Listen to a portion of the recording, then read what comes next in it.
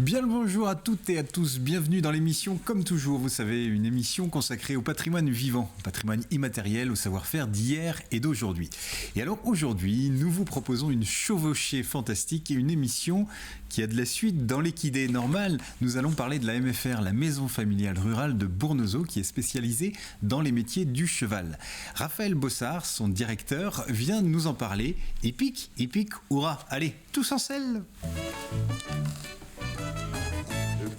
Dans le mauvais temps, il avait donc à la MFR de Bournezeau, la filière équine, c'est leur dada. Ils en ont fait leur spécialité, leur cheval de bataille, oserait même dire. Chaque année, ce sont plus d'une centaine d'élèves qui poussent les portes de l'école, viennent passer leur bac ARA, viennent faire leur hippoclasse pour apprendre et connaître 100% du monde équin.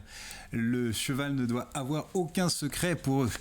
Qu'ils se préparent à devenir soigneurs, éducateurs mention équitation groom équin, qu'ils travaillent avec des étalons, des poneys, des juments et son petit poulain, les élèves apprennent qu'ici tous les chevaux réclament la plus grande attention. Tous font partie du gratin, du crottin. Ils apprennent combien le cheval est précieux, combien il faut du temps pour faire tourner et former un brave. Pas question de perdre 1% du patrimoine. À force d'acharnement, de passion, de patience, de sérieux, à force de prendre leur fourrage à deux mains, eh bien les élèves parviennent à l'excellence et parviennent aussi à trouver un emploi dès qu'ils sortent de la MFR. À la MFR, on apprend à aimer les chevaux, à les chouchouter, et pas n'importe comment. On sait bien que ce n'est pas en droguant un cheval qu'on en fait un crack, non, au contraire. Ils les bichonnent, ils les soignent une écuyère, matin et soir, et puis ils leur font même découvrir la culture, la musique pour tous, pour les chevaux. Ils les emmènent dans des boîtes chevalines avec disques jockeys professionnels. Les guettas de la horse music sont à profusion, avoine à volonté. Quand il y en a poulain, il y en a pour l'autre. Tarif de croupe, photo finish. Oui, on fait ce qu'on peut. Hein. Donc voilà donc dévoilé le secret de la réussite. Allez. Trêve de plaisanterie, foin de paroles et autres calembourins piteux, faut le dire. Passons aux choses sérieuses. Quelle est l'histoire de la MFR de Bournezeau ? Quelles sont les formations et les niveaux proposés ? Quel avenir professionnel pour les jeunes qui en sortent ? Autant de questions que nous allons poser à notre invité, Raphaël Bossard. Raphaël, merci beaucoup d'avoir accepté notre invitation. Soyez le bienvenu. Alors, avant de nous lancer à bride abattue dans le sujet, permettez-moi de vous présenter... Les deux bourrins. Les deux bourrins. Alors, j'avais mis les deux étalons de l'émission. L'un roule en harnais Davidson, l'autre fume des cigares de la avoine et ses écuyères sont en argent. C'est blanc bonnet et poney blanc. Nos deux Jean-Pierre. Bonjour les Jean-Pierre. Bonjour Véro. Bonjour. Plaisir de vous retrouver. Ah, mais c'est un vrai plaisir. Vous allez bien ? Oui, ça va très bien. Bon, alors, au menu, Jean-Pierre Pouvreau du Poucton au Fenouil. Alors, au menu, par rapport aux conditions sanitaires particulières, oui. On va dire, là, il y a une certaine tendance qui se développe autour des conserves. Il y a un côté pratique, il y a un côté conservation. Et donc, j'ai adapté des recettes traditionnelles sur la conserve. Et donc, on va en parler pendant un petit moment. D'accord. Et je donnerai des petites astuces pour les réussir et des recettes qui peuvent aller avec. Bien. Voilà. Une petite confidence, moi j'ai hâte qu'on sorte de cette crise pour plein de raisons, mais aussi pour pouvoir goûter en plateau. Ben oui, parce qu'on se prive de plein de plaisirs. Ah oui, complètement. Ouais. Voilà. On est un peu privé. C'est ça. Jean-Pierre Bertrand, le cheval, il y a des archives. Oh bah, évidemment. Alors Expo, ça n'a pas dû être un souci. C'est un sujet qui a fait bouger la Vendée, hein. C'est évident. Ouais. On voit depuis le 19e, une grosse partie de l'économie de la Vendée reposait sur les chevaux quand même. En plus, on avait des armées en Vendée. Oui. Et la Vendée était réputée pour, surtout le nord-ouest là-bas, pour être des terres favorables à la remise en forme des chevaux. Beaucoup de chevaux de réforme étaient quand même renvoyés là-bas pour être vendus. Donc voilà, c'est un beau sujet. Mais par contre, j'ai cherché deux choses. Oui. Parce que je vais pas aller sur ces plates-bandes. Hein. J'ai choisi deux choses. La première, c'est de faire en sorte de rappeler quand même aux jeunes générations qui nous regardent que les chevaux étaient plus présents sur nos routes il y a quelques années que ne l'étaient les voitures. Hein. C'était le moyen de transport de moyens de travail. Ouais. Donc voilà, ça va être la première. Et puis j'ai trouvé une archive qui est extraordinaire. C'est Louis-Marie Barbary, là, des Herbiers, qui nous parle de sa prime jeunesse où il avait connu le dernier Malposte distribution de du Vendée. courrier. On écoutera ça dans un instant. Raphaël Boissard, vous êtes directeur de la MFR de Bournezeau. Alors c'est quoi une MFR, l'histoire et puis un peu la particularité des MFR, peut-être en quelques mots? Les maisons familiales sont nées en 1937. À l'origine, c'est des maisons familiales qui sont destinées à la formation des jeunes agriculteurs principalement. Ouais. L'objectif était que les jeunes agriculteurs soient à la fois à l'école et à la ferme et qu'ils puissent à la fois rendre service à leur famille en travaillant sur l'exploitation et en même temps se cultiver, développer des compétences à l'école. Historiquement, c'est plutôt un mouvement qui est issu de religieux. C'est un prêtre qui gérait à l'époque la formation en 1937. Mais aujourd'hui, on est plutôt sur des formations laïque. mais la philosophie de l'alternance est restée la même. Totalement. Donc depuis 1937, les maisons familiales pratiquent l'alternance. Ouais. Ce qu'on pratique aujourd'hui, c'est plus de la moitié du temps en entreprise et l'autre moitié du temps à l'école, partant du principe que l'on apprend partout. Alors ce principe est assez novateur ou révolutionnaire, on le met au goût du jour assez régulièrement. Le principe, c'est que le jeune va développer des compétences lorsqu'il est à la maison, lorsqu'il est en entreprise, et on va utiliser les compétences qui sont développées à la fois à la maison et à la fois en entreprise dans les cours que l'on va utiliser à l'école. Et grâce à cette utilisation du vécu, grâce à l'appel au vécu, c'est comme ça qu'on l'appelle en maison familiale, on va réussir à intéresser le jeune à la formation. D'accord. Et alors, l'histoire particulièrement, parce qu'il y a une spécificité, on l'a dit en introduction, à Bournezeau, l'histoire de la MFR de Bournezeau. La spécialité Ekin date de 1990 au sein de la maison familiale de Bournezeau, donc c'est pas tout à fait récent. Ouais, il y a déjà quelques années, donc depuis 90. Une expertise. Une expertise. On œuvre dans le domaine équestre depuis 90. D'accord. Par rapport aux formations qu'on propose, on propose aujourd'hui des 4e, 3e par alternance d'orientation, et je trouve que ces 4e, 3e sont une classe très importante parce que ça permet aux jeunes de choisir leur projet. Ils vont pouvoir tester sur le terrain si le projet équestre ou non leur correspond pour ensuite envisager des formations post-3e. Ensuite, on propose un bac pro CGEH, donc conduite et gestion d'entreprise hippique. Et l'idée, c'est bien que les jeunes soient en compétence pour accompagner le chef d'entreprise sur les différentes compétences nécessaires à la gestion de l'activité équestre. Et ensuite, on propose 3 formations post-bac. La première, c'est le groom équin. Donc le groom, c'est la personne qui va accompagner le cheval et le cavalier, soit à la maison, soit en compétition. Ensuite, une formation de cavalier de jeunes chevaux, CS éducation et travail des jeunes équidés. Donc l'idée, c'est de former des cavaliers qui vont être capables de former des jeunes chevaux. Et une 3e formation que l'on propose cette année en partenariat avec un centre de formation de Saumur, qui est le DEGEPS, donc pour devenir coach de cavaliers amateurs en compétition. D'accord. Et quand on rentre en 4e, 3e, il faut avoir absolument une pratique du cheval, ou s'y connaître En 4e, 3e, l'idée, c'est vraiment d'accompagner un projet d'orientation. Donc en fait, on va accompagner autant des jeunes qui ont un projet en boulangerie qu'un projet qu'ont des jeunes qui ont un projet dans le cheval. Donc le niveau de base n'est pas forcément important. C'est après en bac pro, par contre, qu'il y a un niveau qui est requis pour être en sécurité en fait, sur l'entreprise de stage. Et au niveau des MFR, sur le département, c'est la seule qui développe ces formations. Tout à fait. On est la seule en Vendée maison familiale à proposer ces formations. Il y a 2 autres collègues en région qui proposent cette formation. Mais sur le département, on est les seuls à... Ça veut dire que j'imagine dans vos élèves, ça vient d'un petit peu partout? Je dirais que plus la formation est élevée, plus le bassin de recrutement est grand. Donc sur la formation groupe notamment, on accueille des jeunes qui sont des Vosges.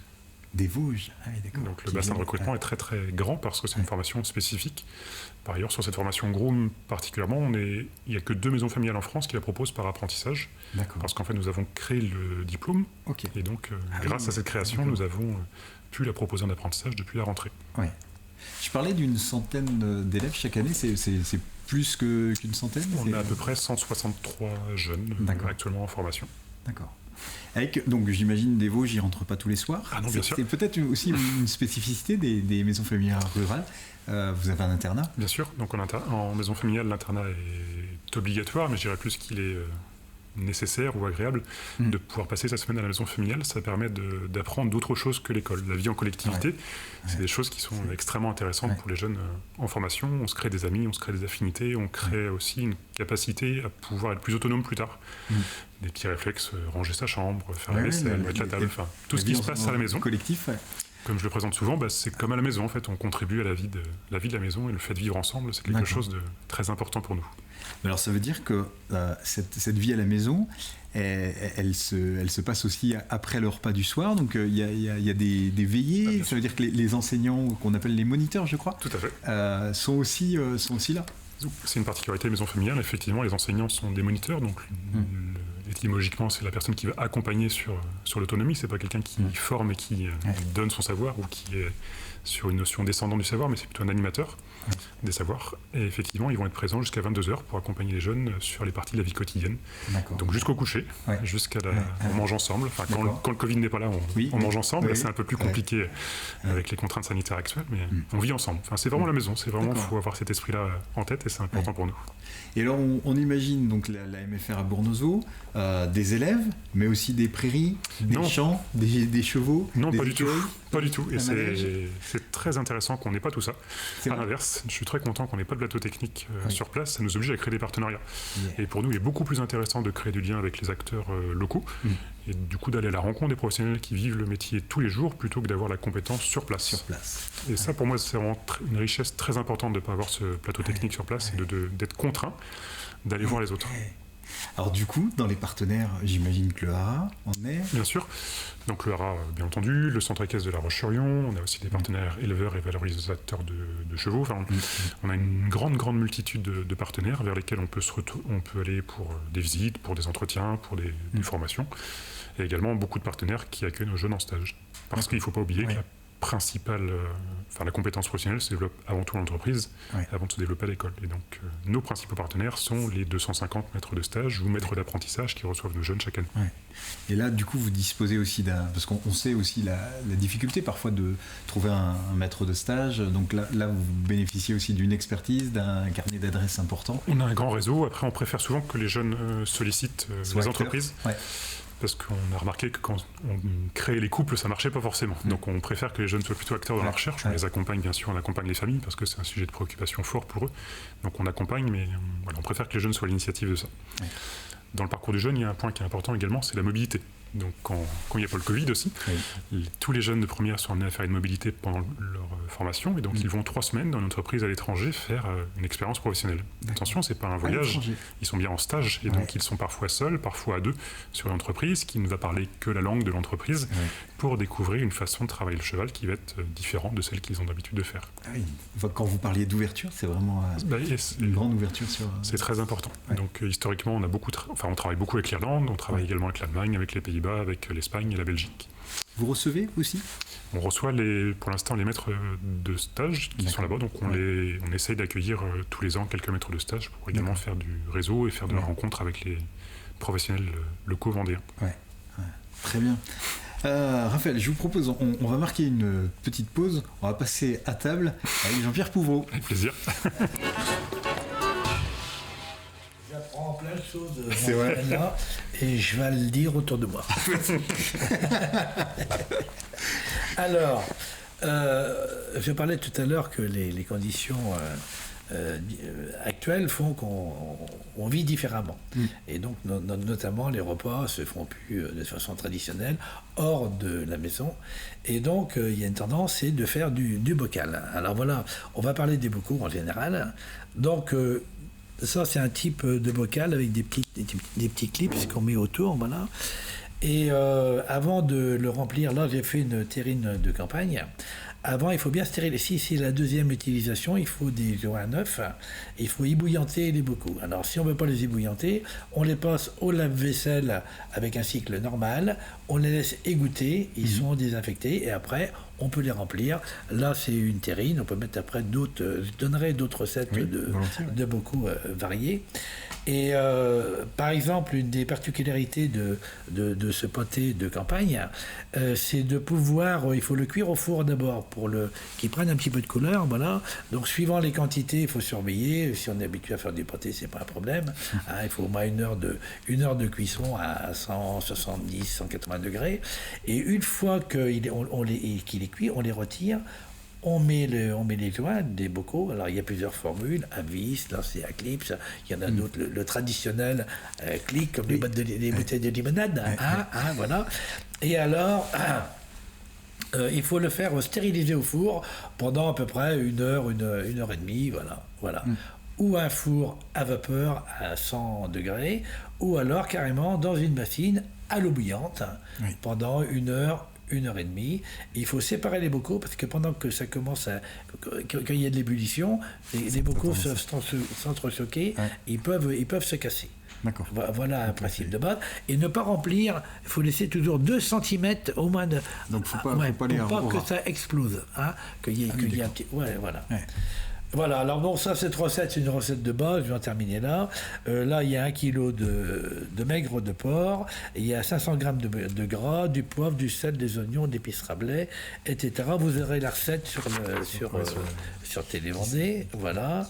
Et il faut savoir, si vous voulez varier cette composition de base, on peut rajouter du foie, mais pour 1 livre de foie, de porc ou de volaille, il faut mettre 1 kg de gras en plus. Voilà. D'accord. Voilà. Et quand on le fait au broyeur, il n'y a pas de problème. Mais si on le fait au cutter, il faut hacher le gras en premier. Ah bon. Voilà. Et à la fin, on rajoute un petit peu d'eau dans la farce. Des petits trucs de cuisinier, c'est gratuit. Et puis la petite feuille de laurier. Autrement, et la petite feuille de laurier, autrement, et ça craint. Le cheval. T'as pas oublié qu'on mettait un petit peu d'eau de vie? C'est facultatif, mais on n'est pas encouragé à. Toujours vu ma belle-mère et ma mère. Mais tout le temps.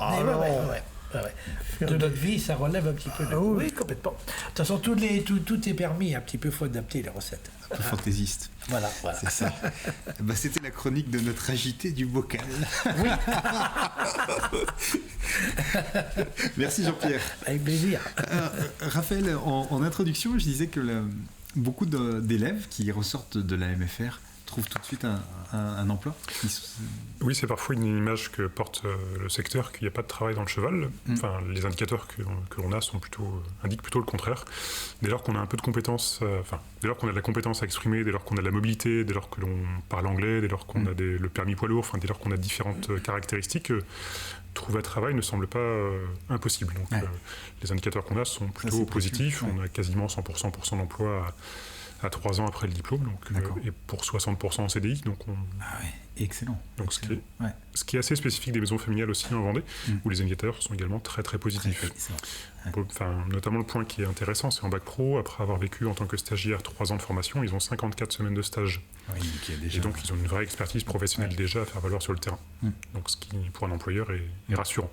C'est pas des jeunes qui débutent.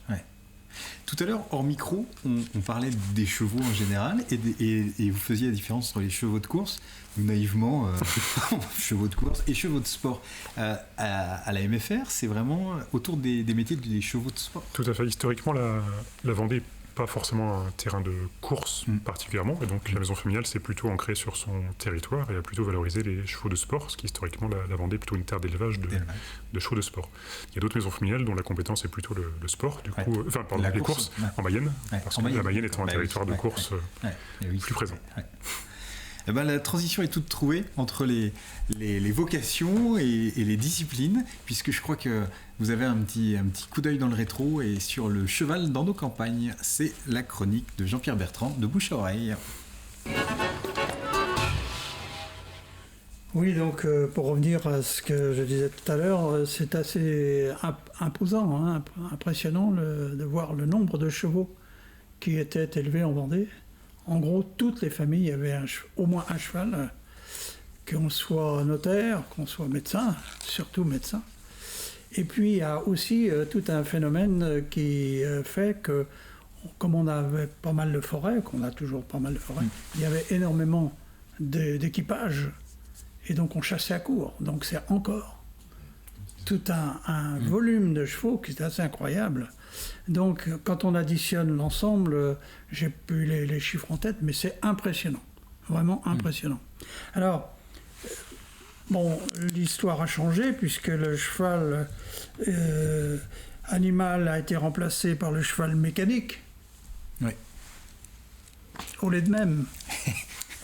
Et on va entendre donc Marcel Poupin qui se souvient dans les années 40 de l'importance de l'attelage du cheval dans une exploitation agricole. Monsieur Poupin est de Bazoges en Paray. Eh bien, allons dans le bocage. Et puis, le cheval, donc, était presque dans chaque ferme. Mais nous, on n'avait pas de cheval. Mais le cheval était omniprésent, surtout du fait qu'il y avait pas mal de vignes. Donc, le cheval avait son utilité. Et pour se déplacer, ceux qui avaient un certain moyen avaient non seulement le cheval, attelaient le cheval pour les travaux, mais aussi, tout d'un coup, avec une voiture, on disait la voiture, on appelait la voiture, c'était pour le déplacement, tout d'un coup, à la bourgade ou à la foire. Donc, c'était déjà un signe. Eh oui, compagnon de l'homme est présent. Ah oui, oui. Ah oui. Non, mais j'ai toujours senti cet attachement. Ah oui, des hommes. Même les femmes s'occupaient des chevaux et tout. Hein, c'était. Oui, voilà, c'était avec le chien, certainement les deux animaux les plus protégés de chaque famille. Alors, le deuxième témoignage, je l'ai dit, hein, c'est un témoignage qui m'a fait vibrer. Je me suis dit, tiens. C'est improbable d'avoir encore des témoignages comme ça. Donc là, c'est un monsieur qu'on a connu, tu as dû connaître, Louis Barbary, qui a été un des pionniers de notre collègue Alouette FM, le sacré Louis Barbary, des herbiers, et qui se souvenait, quand il était gamin, avoir rencontré ce conducteur, le dernier de Vendée, conducteur de Malposte. Alors la Malposte, avant peut-être, c'est ce qui a précédé en fait nos beaux véhicules jaunes, il y a marqué La Poste dessus, et qui transportait les courriers d'un point à l'autre, c'était le transport du courrier. C'est ça, avant qu'il soit sous le capot, c'était les chevaux, on avait les mails. Oui, avant les mails. On écoute. Et il avait démarré comme voiturier sur les Malpostes. Alors il y avait un système une liaison, une ligne, on dirait maintenant, entre Cholet et les Sables. Ils avaient un relais tous les 20 km, un relais de poste. Alors ils changeaient les chevaux. C'était rapide comme liaison quand même. Alors de Cholet, ils venaient à Bel-Air. Vous connaissez Bel-Air de Chambretot. C'était le relais de poste. Il y a des grandes écuries d'ailleurs encore maintenant. Là. Alors quand ils arrivent là, ils avaient 6 chevaux sur leur chose. Alors il y avait un palefrère, qu'il appelait. C'était deux bonhommes, le patron, le conducteur de la Coriole, et puis l'autre qui était monté sur un cheval, sur un des chevaux. Le postillon. Quand ils arrivaient là, les 6 autres chevaux de relais attendaient. Alors il avait juste aller dételer, il fallait hop, il arrêtait les autres devant. Pendant qu'il changeait les chevaux, il changeait les chargements qui avaient à bouger, les voyageurs descendaient ou montaient. Hop, puis le deuxième relais était aux essors. On y revient aussi. Je me venais en exemple le Saint-Gilles-Croix-de-Vie, je crois, qui fait la collecte d'ordures ménagères via les chevaux. Et on fait travailler aussi Il y a depuis quelque temps les débardeurs qui commencent à prendre une vraie dimension. Je pense qu'il y a des métiers à venir, à revenir. Dans le monde du cheval. Ah oui. Sur le respect des sols, notamment en forêt, on voit beaucoup de choses qui se passent grâce aux chevaux qui ne peuvent pas se passer avec les machines, sur le respect des sols forestiers, qui est beaucoup plus intéressant avec les chevaux qu'avec les machines. L'impact est beaucoup plus intéressant. Et quand on voit l'attrait pour les mômes, cet animal. Je pense à la commune du Perrier, ils font une visite du Marais en carriole. Exact. Comme fait Pipeau, Vincent Pipeau. Il y a un capital sympathique. C'est inoubliable. Très fort.